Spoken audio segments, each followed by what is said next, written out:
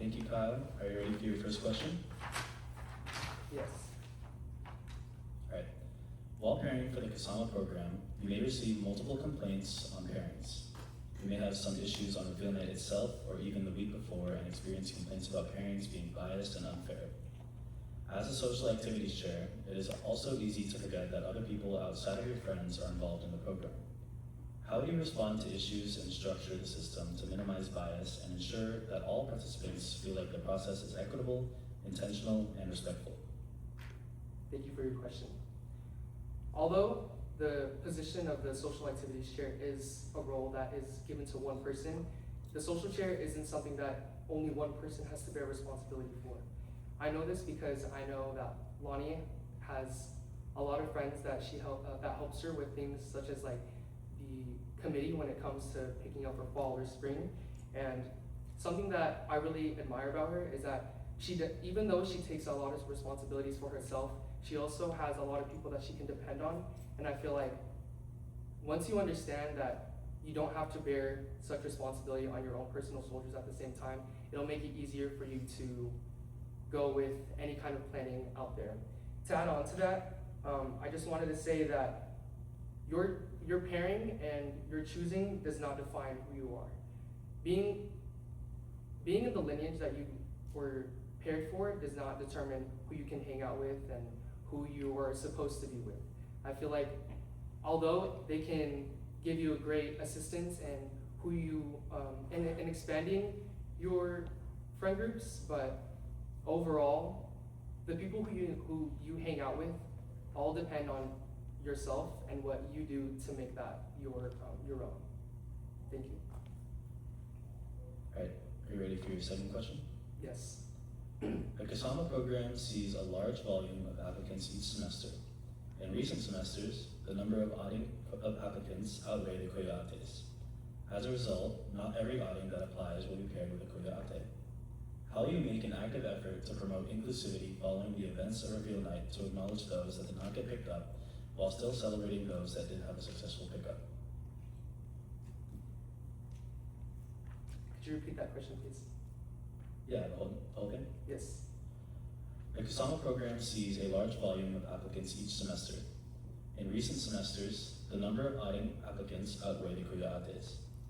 As a result, not every outing that applies will be paired with a Kuya Ate. How do you make an active effort to promote inclusivity following the events of reveal night to acknowledge those that did not get picked up, while still celebrating those that did have a successful pickup? Thank you for your question. The first thing I want to do is acknowledge that anyone's feelings are validated no matter how they feel. You could be disappointed in whenever you're paired or anything like that, and that is something that you should just never ignore. I feel like with a position like this, you should never ignore anyone's feelings, and you should always accommodate for both what's helpful for the organization and for that person as well. So the first thing that I would like to do is just acknowledge that their feelings are validated and that it's okay to feel however they'd like to feel. Like I said in the first question, I just like to put an emphasis on that your pairing does not define who you are, it does not define your value, nor does it define who you are allowed to hang out with. I feel like you are your own self. If you want to hang out with certain people, if you want to make a impact, you would have to do that on your own. But that all comes to your own personal choices.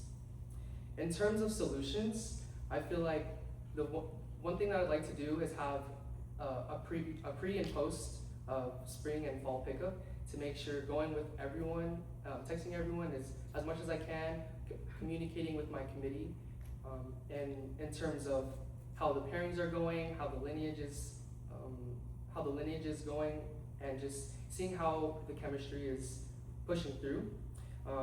I also feel like we should add any open fam socials or any pseudo opportunities, because I personally know a lot of people who would love to get picked up and never have the opportunity to meet these types of things, because one, they never have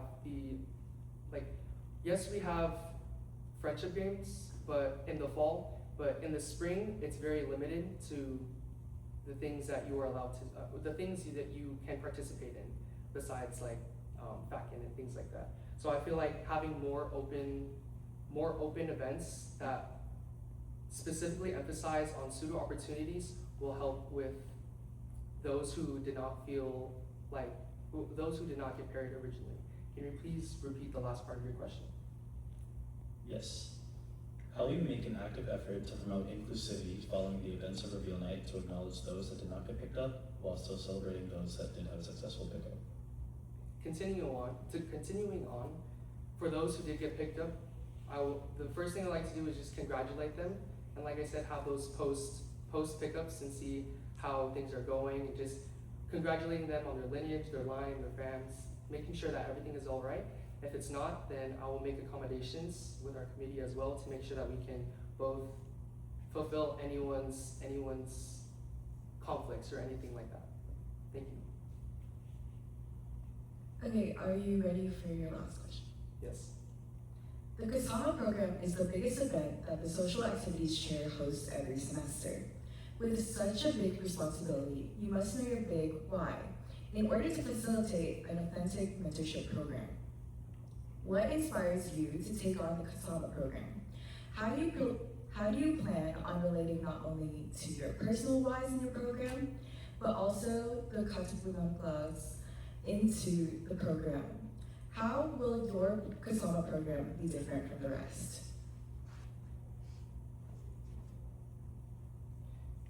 Something that really inspires me to work on the Kasama program is just with my backstory and finding a hardship in my belonging. Having my own fam and line and pickup has made me realize that I've met so much amazing people through this experience, and I want as much people as possible to also experience that as well.